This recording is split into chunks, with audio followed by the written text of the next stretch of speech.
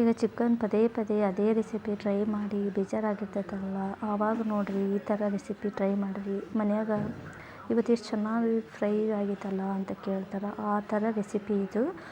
Simple ingredients, ಆದರೆ taste ಮಾತ್ರ ಮಸ್ತ್ ಇರ್ತೈತಿ. ಒಂದು ಸಲ ನೀವು ಟ್ರೈ ಮಾಡಿರಿ ಈ ರೆಸಿಪಿನ. ಇದೆಲ್ಲ ನಾವು ಹಳ್ಳಿ ಸೈಡ್ ಮಾಡೋವಂಥ ರೆಸಿಪಿ, ಮತ್ತು ಈಜಿ, ಮನೆಯಲ್ಲಿ ಯಾವುದು ಐಟಮ್ ಇರುತ್ತೋ ಅದರಲ್ಲೇ ಮಾಡ್ಕೋಬೋದು. ನೀವು ಒಂದು ಸಲ ಟ್ರೈ ಮಾಡಿ.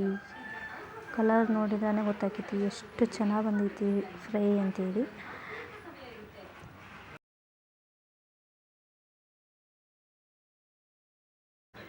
Welcome to my YouTube channel. ನಾನು ಮಾಡ್ತಿರೋ ರೆಸಿಪಿ ಚಿಕನ್ ಫ್ರೈ. ಅದಕ್ಕೆ ಏನೇನು ತೊಗೊಂಡಿದ್ದೇನಪ್ಪ ಅಂದ್ರೆ ಬೆಳ್ಳುಳ್ಳಿ, ಹಸಿಶುಂಠಿ ಮತ್ತು ಕೊತ್ತಂಬರಿ, ಪುದೀನ ತೊಗೊಂಡಿದ್ದೀನಿ ಇದು. ಮತ್ತು ಗರಂ ಮಸಾಲಾಗೆ ಏನೇನು ತೊಗೊಂಡಿದ್ದೀನಿ ಅಂದ್ರೆ ಸ್ವಲ್ಪ ಚಕ್ಕೆ, ಕರಿಮೆಣಸು, ಜೀರಿಗೆ, ಕೊತ್ತಂಬರಿ ಕಾಳು, ಲವಂಗ ಇಷ್ಟನ್ನು ಮಿಕ್ಸಿ ಮಾಡಿ ಇಟ್ಕೊಂಬಿಟ್ರೆ ನಮ್ಮ ಚಿಕನ್ ಫ್ರೈ ರೆಡಿ ಆಗೈತೆ ನೋಡಿರಿ. ಸಿಂಪಲ್ ಅಂದರೆ ಸಿಂಪಲ್ಲು. ಒಂದು ಹಾಫ್ ಆನ್ ಅವರಲ್ಲೇ ನಾವು ಮಾಡ್ಬೋದು ಈ ಚಿಕನ್ ಫ್ರೈನ. ಅಷ್ಟು ಚೆನ್ನಾಗಿ ಟೇಸ್ಟ್ ಬರ್ತೈತಿ. ನಾನೊಂದು ಅರ್ಧ ಕೆ ಜಿಯಷ್ಟು ಚಿಕನ್ ತೊಗೊಂಡಿದ್ದೀನಿ. ಅದನ್ನು ಕ್ಲೀನ್ ಮಾಡ್ಕೊಂಡು ಇಟ್ಕೊಂಡಿದ್ದೆ ನಾನು. ಕ್ಲೀನಾಗಿ ತೊಳೆದು ಅದಕ್ಕೆ ಇವಾಗ ಒಂದು ಅರ್ಧ ಸ್ಪೂನಷ್ಟು ಅರ್ಶಿನ ಪುಡಿ ಹಾಕಕತ್ತೀನಿ. ಮತ್ತು ಅರ್ಧ ಸ್ಪೂನಷ್ಟು ನಮ್ಗೆ ಉಪ್ಪು ಎಷ್ಟು ಬೇಕಾಗಿತ್ತೋ ಅಷ್ಟು ಉಪ್ಪು ಹಾಕಕತ್ತೀನಿ. ನಿಮಗೆ ಎಷ್ಟು ಬೇಕಾಗ್ತೈತಿ ಟೇಸ್ಟಿಗೆ ಅಷ್ಟು ಉಪ್ಪು ಹಾಕ್ಬೋದು. ನಾನು ಮಸಾಲೆ ಎಲ್ಲ ರೆಸಿಪಿ ತೋರಿಸಿದ್ನಲ್ಲ ಅದನ್ನು ಇವಾಗ ಅಷ್ಟು ಮಿಕ್ಸಿ ಮಾಡಿ ಈಗ ಚಿಕನ್ನಿಗೆ ಹಾಕಕತ್ತೀನಿ ನೋಡಿರಿ.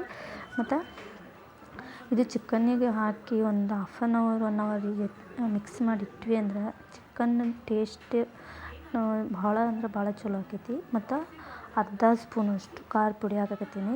ಇದು ಖಾರ ಪುಡಿ ಖಾರ ಇರಲ್ಲ, ನೋಡೋಕೆ ಅಷ್ಟು ಕಲರ್ ಕಾಣಿಸ್ತೈತಿ. ನಿಮಗೆ ಖಾರ ಎಷ್ಟು ಬೇಕಾಗತ್ತೋ ಅಷ್ಟು ಖಾರ ಹಾಕ್ಬೋದು. ಇದನ್ನು ಖಾರ ಪುಡಿ ಹಾಕಿದ್ವಲ್ಲ, ಇವಾಗ ಕೈಯಲ್ಲೇ ಚೆನ್ನಾಗಿ ಮಿಕ್ಸ್ ಮಾಡಿ ಒಂದು ಅರ್ಧ ಗಂಟೆ ಎತ್ತಿಟ್ರೆ ಸಾಕಾಗ್ತೈತಿ. ಆವಾಗ ಚಿಕನ್ ಟೇಸ್ಟ್ ಚಲೋ ಆಕೈತಿ. ಮತ್ತು ಮಸಾಲೆನೂ ಎಲ್ಲ ಚೆನ್ನಾಗಿ ಹಿರ್ಕೊಂಡಿರ್ತೈತಲ್ಲ, ಮತ್ತು ಚಿಕನ್ ಪೀಸಿನ ಟೇಸ್ಟ್ ಬರ್ತಾವೆ, ಮತ್ತು ಗ್ರೇವಿನೂ ಚೆನ್ನಾಗಿ ಬರ್ತೈತಿ. ಅದಕ್ಕೋಸ್ಕರ ಚಿಕನ್ ಫ್ರೈ, ಚಿಕನ್ ಗ್ರೇವಿ ಏನಾದರೂ ಹೇಳ್ಬೋದು. ಈ ಥರ ಕೈಯಲ್ಲೇ ಮಿಕ್ಸ್ ಮಾಡಿದರೆ ಚಿಕನ್ ಎಲ್ಲ ಚೆನ್ನಾಗಿ ಹಿರ್ಕೊತೈತಿ. ಇದು ಮಿಕ್ಸ್ ಮಾಡಿ ಒಂದು ಹಾಫ್ ಆನ್ ಅವರು ಎತ್ತಿಟ್ಬಿಟ್ರೆ ನಾವು ಇದು ಚಿಕನ್ ಜಲ್ದಿ ಬೇಯ್ತೈತಲ್ಲ, ಅದಕ್ಕೋಸ್ಕರ ಒಂದು ತಟ್ಟೆ ಮುಚ್ಚಿಟ್ಬಿಟ್ರೆ ಸಾಕಾಗ್ತೈತಿ. ಒಂದು ಪಾತ್ರೆ ತೊಗೊಂಡು ಅದಕ್ಕೆ ನಮಗೆ ಎಣ್ಣೆ ಎಷ್ಟು ಬೇಕಾಗಿತ್ತೋ ಅಷ್ಟು ಎಣ್ಣೆ ಹಾಕಿ ಇದಕ್ಕೆ ಫಸ್ಟ್ ನಾನು ಹಸಿಮೆಣ್ಸಿನ್ಕಾಯಿ ಹಾಕಕತ್ತೆ ನೋಡಿರಿ. ಎಣ್ಣೆ ಚೆನ್ನಾಗಿ ಕಾಯಬೇಕು. ಈಗ ಎಣ್ಣೆ ಕಾದಕ್ಕೆ ನೋಡಿರಿ, ಹಸಿಮೆಣ್ಸಿನ್ಕಾಯಿನ ಚೆನ್ನಾಗಿ ಫ್ರೈ ಆಗಬೇಕು. ಅದು ಒಂಥರ ಟೇಸ್ಟ್ ಚೆನ್ನಾಗಿ ಆಗ್ತೈತಿ ಹಸಿಮೆಣ್ಸಿನ್ಕಾಯಿನ ಹಾಕಿದ್ರೆ. ಈಗ ನಾನು ಸ್ವಲ್ಪ ಕರಿಬೇವು ಹಾಕಕತ್ತೀನಿ. ಕರಿಬೇವು ಹಾಕಿದ್ರೆ ಚಿಕನ್ ಮಾತ್ರ ಮಸ್ತ್ ಭಾಳ ಅಂದ್ರೆ ಭಾಳ ಟೇಸ್ಟ್ ಆಕೈತಿ. ಈಗ ಈರುಳ್ಳಿ ಹಾಕಕತ್ತೆ ನೋಡಿರಿ. ಆ್ಯಕ್ಚುಲಿ ಕರಿಬೇವು ಯಾರೂ ಹಾಕಲ್ಲ ಅಷ್ಟು ನಾನು ನೋಡಿರೋ ಪ್ರಕಾರ. ಆದರೆ ಚಿಕನ್ನಿಗೆ ಕರಿಬೇವು ಹಾಕಿರಿ ಭಾಳ ರುಚಿ ಆಕೈತಿ, ಟೇಸ್ಟ್ ಡಬಲ್ ಆಗ್ತೈತಿ. ಇದೆಲ್ಲ ಇದು ಈರುಳ್ಳಿ ಹಾಕಿದ್ನಲ್ಲ, ಇದು ಚೆನ್ನಾಗಿ ಫ್ರೈ ಮಾಡಬೇಕು. ಇವಾಗ ಚೆನ್ನಾಗಿ ಫ್ರೈ ಆದಮೇಲೆ ಪುದೀನ ಹಾಕಕತ್ತೆ ನೋಡಿರಿ. ಪುದೀನ ಹಾಕಿದ್ಮೇಲೆ ಮತ್ತು ಕೊತ್ತಂಬರಿ ಹಾಕಕತ್ತೀನಿ. ಇದೆಲ್ಲ ಚೆನ್ನಾಗಿ ಹಾಕಿದ್ಮೇಲೆ ನಾವು ಚೆನ್ನಾಗಿ ಮಿಕ್ಸ್ ಮಾಡಬೇಕು. ಮಿಕ್ಸ್ ಮಾಡಿದ ಮೇಲೆ ಚೆನ್ನಾಗಿ ಮಾಡಬೇಕು. ಇದು ಒಂದು ಸ್ವಲ್ಪ ಚೆನ್ನಾಗಿ ರೋಸ್ಟ್ ಆಗಬೇಕು. ರೋಸ್ಟ್ ಅಂದರೆ ಫುಲ್ ರೋಸ್ಟ್ ಅಲ್ಲ, ಒಂದು ಮೀಡಿಯಮ್ ಚೆನ್ನಾಗಿ ಬೇಯಿದ್ರೆ ಸಾಕಾಗ್ತೈತಿ. ಇದು ಚೆನ್ನಾಗಿ ಬೆಂದಮೇಲೆ ನಾವು ಚಿಕನ್ನು ಮಿಕ್ಸ್ ಮಾಡಿ ಇಟ್ಕೊಂಡಿದ್ವಲ್ಲ ಅದನ್ನು ಈಗ ಚೆನ್ನಾಗಿ ಫ್ರೈ ಆಗಿದೆ ಒಗ್ಗರಣೆ ಎಲ್ಲ.